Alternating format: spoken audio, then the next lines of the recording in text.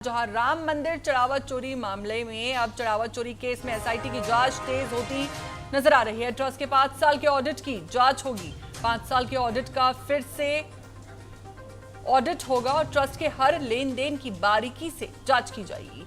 शुरुआती जांच में एसआईटी को कई अहम साक्ष्य मिले हैं और जेवरातों का ब्यौरा नहीं मिल रहा है और बड़े पैमाने पर हेरफेर की आशंका जताई जा रही है। तो हर वित्तीय लेन देन की गहनता से जांच होगी। चंपत राय और अनिल मिश्रा की मुश्किलें बढ़ती हुई नजर आ रही हैं। तो ये बड़ी खबर हम आपको बता रहे हैं। जहां राम मंदिर चढ़ावा चोरी मामले में बड़े पैमाने पर वित्तीय गड़बड़ियों की आशंका के बीच मंदिर ट्रस्ट के पिछले 5 साल के ऑडिट की बारीकी से तफ्तीश करने का फैसला किया गया है। ये बताया जा रहा है कि एसआईटी को शुरुआती जांच में कई अहम और पुख्ता साक्ष्य मिले हैं, जिसके कारण ट्रस्ट के कई बड़े पदाधिकारी अब सीधे तौर पर इस जांच की जद में आ सकते हैं। और अगर सूत्रों की माने तो अब ट्रस्ट के पिछले 5 सालों के ऑडिट की भी जांच की जाएगी। शासन ने बुधवार को एसआईटी की जांच अवधि को 2 हफ्ते के लिए बढ़ा दिया है। अब एसआईटी 15 जुलाई को अपनी रिपोर्ट शासन को सौंपेगी। शुरुआती जांच में मिले अहम साक्ष्यों के आधार पर ट्रस्ट के वरिष्ठ पदाधिकारियों पर भी शिकंजा कस सकता है। अब तक जो सबूत मिले हैं उससे अनिल मिश्रा, गोपाल राव और चंपत राय की मुश्किलें काफी ज्यादा बढ़ सकती है।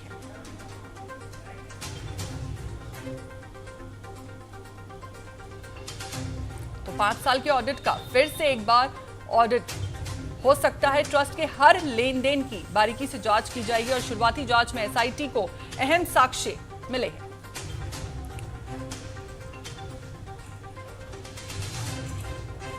हमारे साथ इसी खबर पर ज्यादा जानकारी के साथ जुड़ चुके हैं अयोध्या से संवाददाता अंकुर पांडे। तो अंकुर, राम मंदिर चढ़ावा चोरी केस में एसआईटी की जांच जैसा कि अब तेज होती नजर आ रही है। देखिए, शुरुआती इन्वेस्टिगेशन में एसआईटी के जो हाथ ऐसे कौन से बड़े सबूत लगे जिससे इतना हड़कंप मच गया है? जी देखिए, बिल्कुल राम मंदिर चढ़ावा चोरी प्रकरण पर जब ये सवाल विपक्ष लगातार उठाता रहा, इसी बीच मुख्यमंत्री उत्तर प्रदेश ने तत्काल एसआईटी का गठन किया। एसआईटी जब गठन हुआ, एसआईटी ने जब प्रारंभिक रिपोर्ट दी, एसआईटी राम मंदिर पहुंची तो टिन्नू यादव से 3 दिन पूरे 3 दिन राम मंदिर के अंदर पूछताछ हुई। यानी टिन्नू यादव जो मेन आरोपी है राम मंदिर चढ़ावा चोरी का, उससे 3 दिन पूछताछ हुई और वो राम मंदिर में ही रहा। राम मंदिर के जो गेस्ट हाउस है उसमें ही रहा। टिन्नू यादव से 3 दिन लगातार पूछताछ हुई। जब ट्रस्ट के लोगों को एक से एक लोगों से पूछताछ करने लगी पुलिस, और उसके बाद जब एसआईटी पूछताछ की तो एसआईटी ने प्रारंभिक रिपोर्ट मुख्यमंत्री को सौंपी। इसके बाद जो है ट्रस्ट के पदाधिकारी की तहत पर मुकदमा दर्ज हुआ। यानी कि कुल मिला के ये माना जा रहा है कि ट्रस्ट के जो महासचिव हैं चंपत राय, उनको चोरी का पता पहले ही चल चुका था। लेकिन एसआईटी के प्रारंभिक रिपोर्ट के बाद, यानी उच्च स्तरीय से आदेश आने के बाद, तब ट्रस्ट ने मुकदमा दर्ज कराया है। तो अंकुर, जैसे कि ट्रस्ट के जो 5 साल का जो ऑडिट है वो एक बार फिर से जो है उसका ऑडिट भी होने के लिए जा रहा है। दूसरा, फाइनेंशियल गड़बड़ी भी सामने आई है। जेवरात का ब्यूरो भी पूरा हिसाब नहीं मिल रहा है। और ये भी जैसा कि बताया जा रहा है कि जो अनिल मिश्रा है, चंपत राय और गोपाल रॉय, उन लोगों की भी मुश्किलें जो है बढ़ती हुई नजर आ रही है। जी, अनिल मिश्रा, चंपत राय, गोपाल राव की मुश्किलें ऑलरेडी बढ़ चुकी हैं, क्योंकि तमाम लोगों ने उनके खिलाफ मोर्चा खोल दिया है।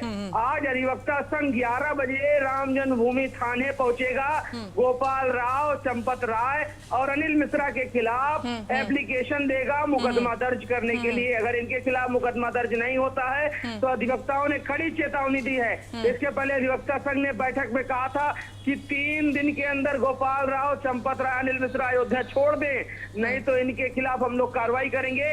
उसी कड़ी में आज अधिवक्ता संघ थाना राम जन्मभूमि का आज एप्लीकेशन देने आ रहा है। लेकिन इसी बीच ये खबर आ रही है कि इस साल में जो है एडिट होने वाला है। अब ऑडिट रिपोर्ट की जो बात की जाए, उसमें जो ऑडिट होगा, किस तरीके से क्या कितना चढ़ावा आया, कितना गया, आय का सारा ब्यौरा होगा।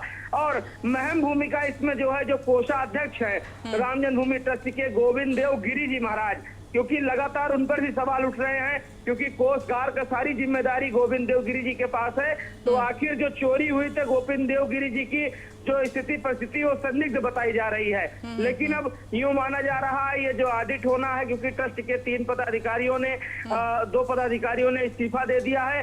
बैठक के बाद ही अब आगे का कोई निर्णय लिया जा सकता है। जी तो अंकुर, जैसा कि सूत्रों की अगर हम उनकी माने तो एसआईटी की जो जांच की डेडलाइन है वो भी अब 2 हफ्ते के लिए बढ़ा दी गई है। तो अब अगर फाइनल रिपोर्ट की बात करें तो सरकार को कब तक सौंपी जाएगी? और जैसा कि इतने बड़े आरोप लगे हैं और एसआईटी की इतनी सख्ती के बीच जो भी ये राम मंदिर के जो ट्रस्ट के लोग हैं उनकी तरफ से क्या रिएक्शन सामने आ रहा है?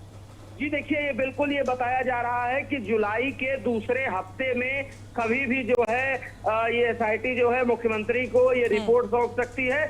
और उसके बाद कुछ जो बड़े लोग हैं जिनके सानिध्य में, जिनके संरक्षण में ये लोग चोरी करते थे, रामलला के चंदा चोरी करते थे, जो आज सलाखों के पीछे है, प्रभु श्री राम ने जिनको दंड दिया है, इनका जो मेन सरगना है, जो इनका मेन आदमी है, किस किस तरह पर ये चोरी करते थे, यूं माना जा रहा है कि जुलाई के दूसरे सप्ताह तक जब एसआईटी रिपोर्ट सौंप देगी उसके बाद इनके खिलाफ जो है कार्रवाई होगी। जी चलिए ठीक है, बहुत बहुत शुक्रिया आपका हमारे साथ जुड़ने के लिए और जानकारी साझा करने के लिए।